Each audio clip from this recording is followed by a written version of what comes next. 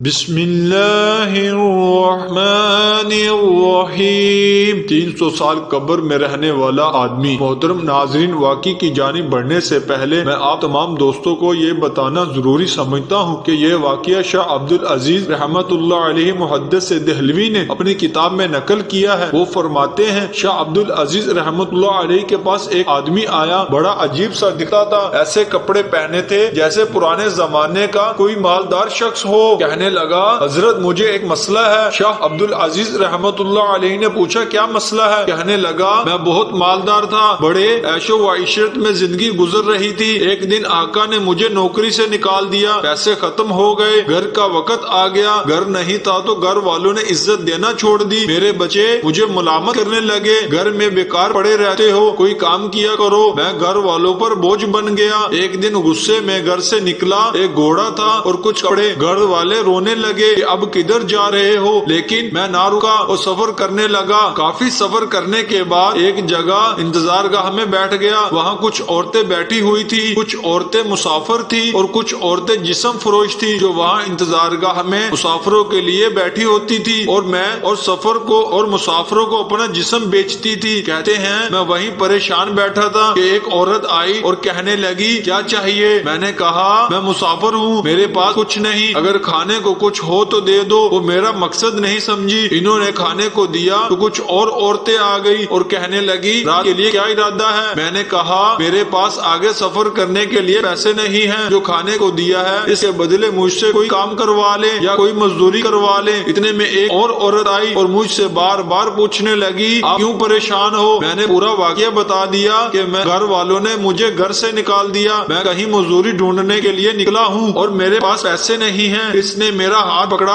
اور گھر کی طرف لے جانے لگی۔ میں نے کہا، میں آپ کے ساتھ نہیں جا سکتا، میں غریب بندہ ہوں۔ وہ مجھے زبردستی کھینچ کر گھر کے اندر لے گئی اور کہنے لگی، گھبراؤ نہیں، مجھے آپ کے حال پر ترس آ گیا ہے، میں جسم مجبوری میں بیچی ہوں۔ وہ مجھے کمرے میں لے گئی اور ایک تھیلی نکالی، اس میں 10 دینار تھے، اس نے 10 دینار مجھے دیے اور کہنے لگی، یہ پیسے میں نے جسم بیچ کر نہیں کمائے، میں نے مزدوری کر کے یہ پیسے کمائے ہیں، یہ پیسے میں نے اپنے کفن دفن کے لیے رکھے تھے کہ میری ساری عمر جسم فروشی کر کے پیسے کمائے، لیکن اپنا کفن حرام کے پیسوں میں نہیں لوں گی، اسی لیے میں نے مزدوری کر کے کمائے ہیں، یہ پیسے آپ لے لو، اگر آپ کے پاس ہو تو دے دینا، اگر نہ ہوئے تو ساری زندگی گناہوں میں گزری ہے، اگر حرام کے پیسوں کے کفن میں دفن ہو گئی تو کوئی بات نہیں۔ 10 دینار لے کر میں وہاں سے چل دیا۔ ایک جگہ ایک مالدار آدمی کو دیکھا، میں نے 10 دینار لے کر میں وہاں سے چل دیا۔ ایک جگہ ایک مالدار آدمی کو دیکھا، میں اس کے پاس گیا اور کہنے لگا، حضرت مسافر ہوں، غریب آدمی ہوں، کوئی مزدور چاہیے۔ وہ کہنے لگا، کون سا کام کر سکتے ہو؟ میں نے کہا، ہر کام کر سکتا ہوں، فکر و فاقہ اور پریشانیوں کا مارا ہوا ہوں، ایک عورت سے 10 دینار قرض لے کر آیا ہوں، جو بھی کام بولو گے کر لوں گا۔ انہوں نے مجھے اپنے ساتھ مزدوری پر رکھ لیا۔ اللہ نے مجھے فہم اور سمجھ زیادہ عطا کی تھی، میں اس کا خاص آدمی بن گیا، اس کے پاس جو بھی آتا وہ مجھے دیتا۔ ایک زمانہ گزرا کہ مجھے گھر سے خط وصول ہوا کہ بچوں کی شادی کے لیے پیسے بھیج دو۔ میں نے خط ساتھ لیا اور کچھ ہاتھی اور اونٹ ساتھ لے کر نکل آیا۔ 8000 دینار میرے پاس سے، جو اس وقت یہ شاید کروڑوں بنتے ہو۔ 8000 دینار ایک تھیلی میں لے کر چل پڑا۔ جب اسی انتظار گاہ پر پہنچا تو میں نے وہاں کی عورتوں سے پوچھا کہ یہاں فلاں عورت رہتی تھی؟ کہنے لگی، ہاں، وہ تو بیمار ہے، مر کے بستر پر پڑی ہے، کھانے کے لیے کچھ بھی نہیں، اس کے پاس جو ہم سے بچتا ہے اس کو کھانے کو دے دیتے ہیں۔ میں نے کہا، مجھے وہاں پر لے چلو۔ جب اس کے پاس پہنچا وہ بہت برے حال میں تھی۔ میں نے کہا، اب پریشان ہونے کی ضرورت نہیں، میں آ گیا ہوں، آپ کو جو چاہیے ہو۔ وہ کہنے لگی، مجھے کسی چیز کی ضرورت نہیں، میں توبہ کر چکی ہوں، میرا آخری وقت آ چکا ہے، جسم کمزور ہو چکا ہے، مر کے بستر پر ہوں، مجھ پر بس اتنا احسان کر دینا کہ میرے مرنے تک میرے پاس رہو اور اسی 10 دینار سے جو میں نے آپ کو دیے تھے میرے کفن دفن کا انتظام کر کے چلے جانا۔ انہیں کہا، ٹھیک ہے۔ میں وہیں اس کے پاس رہنے لگا۔ کچھ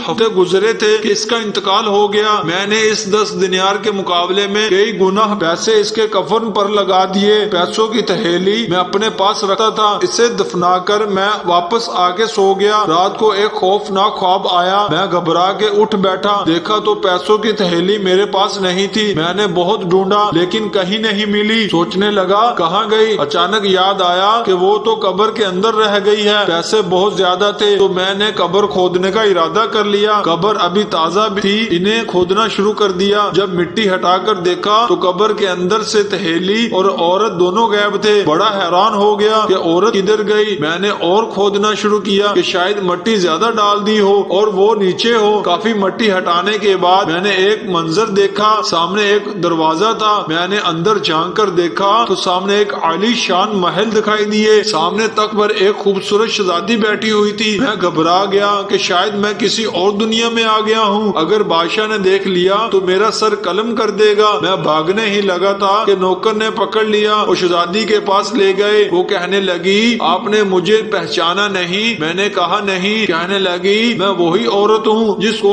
آپ نے اپنے ہاتھوں سے دفنایا تھا۔ میں نے پوچھا یہ سب کیسے ہوا؟ کہنے لگی میں نے ساری عمر جسم بیچا تھا۔ اللہ کا سامنا کرتے ہوئے مجھے شرم آتی تھی کہ میرا پلید اور گندا جسم اس قابل نہیں اللہ کے سامنے کھڑی ہو سکوں۔ اللہ رب العزت نے فرمایا شرمانا نہیں، آپ نے میرے نام پر غیرت کی ہے، میرے مجبور بندے کی مدد کی ہے، آپ 10 دینار کے بدلے میں آپ کو جنت عطا کی ہے۔ کہتے ہیں میں نے قبر میں 3 ساعت گزارے یعنی 3 گھنٹے۔ تو عورت نے کہا جلدی یہاں سے نکلو، اگر تھوڑی دیر اور ہو گئی تو دنیا کا نظام بدل گیا ہوگا۔ ایک قبر سے نکلا تو دنیا بدل چکی تھی، لوگوں کے کپڑے بدل چکے تھے، جو انتظار گاہ تھی وہاں پر عالی شان عمارت کھڑی تھی، سب کچھ بدلا ہوا تھا، چل میرے ہاتھ میں تھا۔ میں حیران وہ پریشان کھڑا تھا، یہ کیا ہو گیا؟ وہیں پر ایک بابا جی کھڑے تھے۔ میں نے پوچھا بابا یہاں پر ایک انتظار گاہ ہوا کرتی تھی؟ وہ کہنے لگے مجھے معلوم نہیں، شاید میرے والد کو معلوم ہو، وہ مجھے اپنے والد کے پاس لے گیا۔